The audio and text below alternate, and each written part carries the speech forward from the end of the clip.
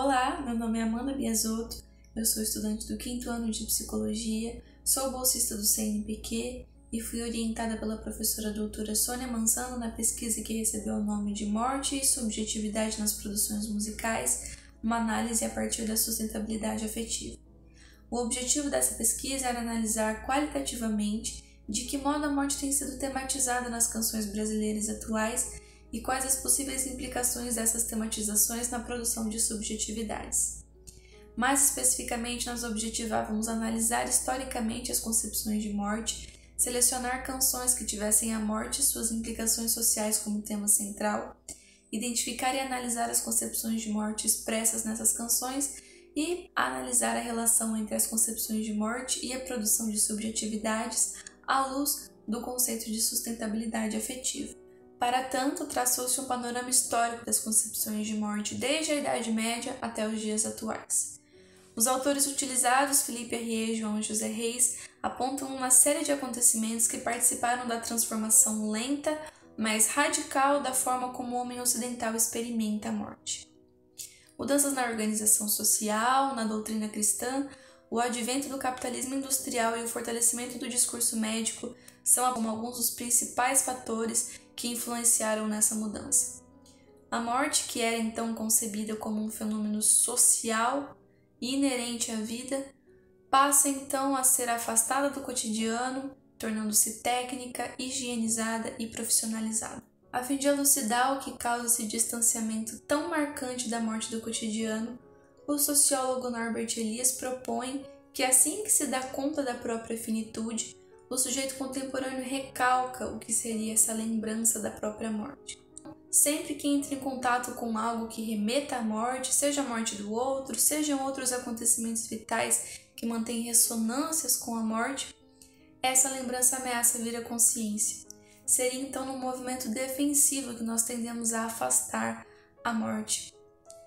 O conceito de sustentabilidade afetiva, que por definição é potência para apoiar e favorecer os afetos no corpo em função dos encontros do cotidiano, ajuda nessa discussão ao dizer que esses acontecimentos tão vitais e essenciais da existência são afastados do cotidiano por não atenderem aos interesses do capital, que demanda corpos sempre dispostos ao trabalho.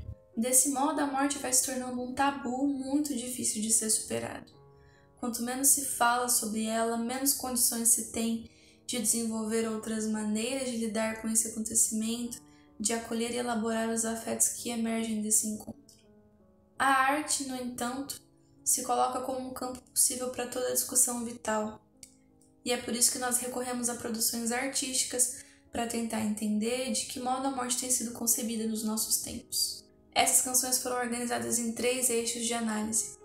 O primeiro deles, intitulado A Morte dos Outros, trata da morte de pessoas desconhecidas. O que se destaca nesse eixo é a denúncia a uma política de morte vigente e o poder de protesto que a arte encarna ao dar voz aos sujeitos que são alvos dessa política. Destaca-se também a importância da arte na superação da indiferença em relação à morte do outro. O segundo eixo, intitulado A Morte de Si, revela uma ambivalência em relação à ideia da própria morte. Uma oscilação entre recusa e aceitação. Nas canções selecionadas, a aceitação prevaleceu, o que confirma a potência da arte para sustentar os afetos emergentes do contato com a finitude. O terceiro e último eixo, ao qual demos o nome de A Morte dos Meus, reúne canções que tratam da morte de pessoas amadas. As canções e histórias por trás delas revelam maneiras muito singulares de lidar com esse acontecimento. Essas canções abrem para outras possibilidades de experimentar esse acontecimento que costuma ser tão doloroso. Ao fim dessa jornada, destaca-se a beligerância tanto da psicologia social quanto da arte na busca pela produção de modos de vida e morte afetivamente sustentáveis. Reafirma-se ainda a importância da conversação entre ambas as áreas que estão constantemente implicadas no desafio de compreender a relação dos sujeitos com essas experiências tão limítrofes. Constata-se, por fim, que tanto a arte quanto a psicologia social se mostram grandemente abertas para dialogar e também para ajudar a acolher e elaborar os afetos que emergem dessas experiências relacionadas à morte.